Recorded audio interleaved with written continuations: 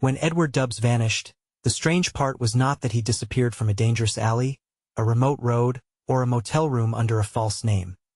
The strange part was that he disappeared from a normal workday, after leaving a Manhattan office at 5:05 in the evening. He was 44 years old, neatly dressed, successful, and expected back in Connecticut, where the routine of his life should have carried him from the city to a train, from the train to a station, and from the station back home. But somewhere between New York City and Sandy Hook, Connecticut, the line broke, and after that moment, Edward Sprenkle Dubbs Jr. became less like a missing person and more like a question that kept changing shape. Official missing person records state that Dubbs was last seen at his workplace on Tuesday, June 9, 1981, at about 5:05 p.m., and the Charlie Project lists him as endangered missing from Manhattan. He worked at Hayes Williams Incorporated, a public relations firm on Madison Avenue, and later reporting describes him as a vice president, a strong writer, and the kind of employee who did not simply miss appointments without explanation. That detail matters because in missing person cases, routine is often the first witness.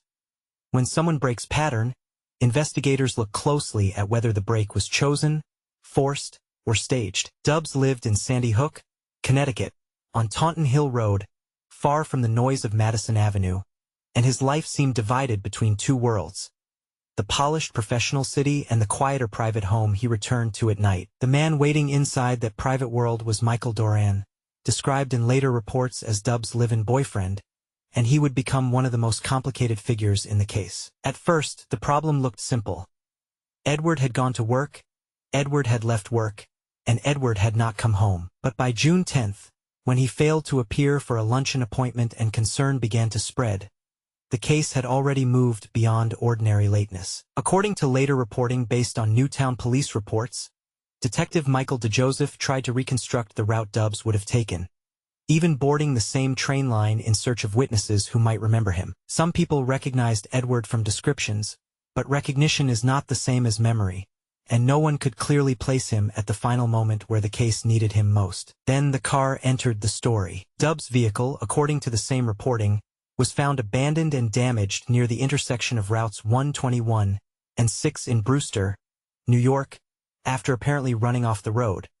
The driver was gone by the time it was towed. This was strange for more than one reason, because Brewster sits across the state line from Connecticut, close enough to fit the commute, but far enough to raise a darker question.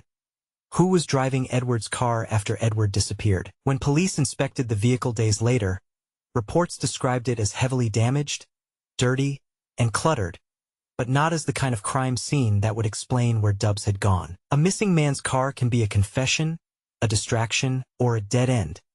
In this case, it became all three at once. As investigators looked closer at Michael Doran's account, inconsistencies began to matter more. Later reporting states that during a second police interview in July 1981, Doran admitted to forging at least one of Dubbs' checks, after previously saying Dubbs had given him signed checks for emergencies. Police reports cited by the News Times also described papers found in the home that appeared to show someone practicing Dubbs' signature, with handwriting believed to resemble Doran's. That does not prove murder, and it does not prove that Doran knew where Edward was, but it does prove that the disappearance had created an opening for deception almost immediately. And then there was the story Doran reportedly told a friend, claiming he had been kidnapped and assaulted after Dubbs failed to arrive at the Bethel train station. According to later reporting, Doran admitted that story was fabricated, saying he had made it up because he was being pressured about what he knew. Here's where it gets strange.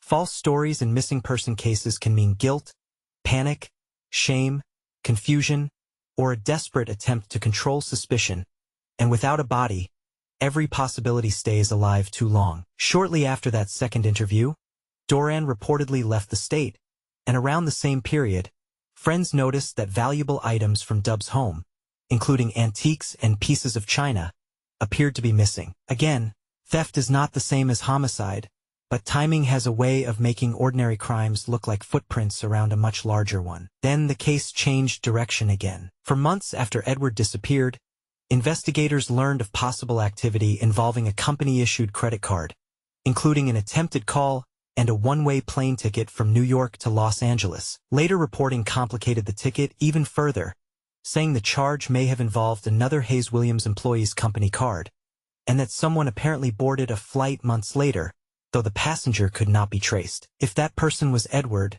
then the case becomes a disappearance by design. If it was not, then it becomes another false echo in a case already full of them. The voluntary disappearance theory has always had one advantage. It explains the absence of a body. A man under pressure, living a divided life in 1981, might have had reasons unknown to coworkers, friends, or police, and the Los Angeles ticket gives that theory a faint but persistent outline. But that explanation has a problem. Edward was described as reliable, punctual, and professionally engaged, and he left behind pets, property, and a life with no confirmed later identity, no verified contact, and no clean financial trail. The second theory is the one most people would reach for first. Someone close to him harmed him, then used confusion, forged checks, and missing belongings to cover what happened. This theory fits the suspicious behavior around Duran, but suspicion is not evidence, and public records do not show that police ever proved Duran caused Edward's disappearance. The third theory is colder and harder to picture.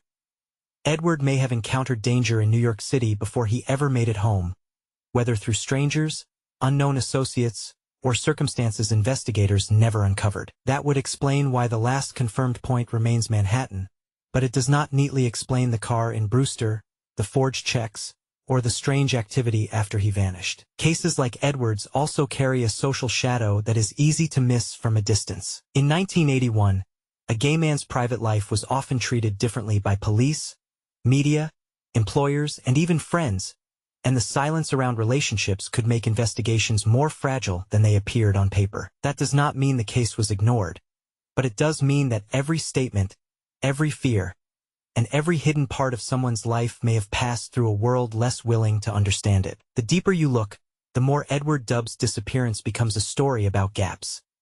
The gap between office and train, between train and home, between suspicion and proof, between a damaged car and a missing body. Newtown police have continued to list the case among unresolved missing person investigations, and national records still identify Edward as missing more than 4 decades later. Michael Duran reportedly denied involvement when interviewed years later, and without forensic proof, a confession, or Edward himself, the case remains suspended in the space between what looks suspicious and what can be proven. Maybe Edward Dubbs walked away from his life and succeeded so completely that even time could not find him. Maybe he never made it past the first few hours after leaving work. Or maybe the answer was always close to home, hidden not in some dramatic clue, but in one of the small lies people told after he was gone. The last confirmed image is still the quietest one. A man leaving work in a beige silk business suit, wearing a gold digital Timex watch, stepping into the evening like thousands of commuters around him. Everyone else reached the end of the day. Edward Dubbs did not, and after 45 years, the most disturbing question is still the simplest one. Did he disappear because he wanted to, or because someone else needed him gone?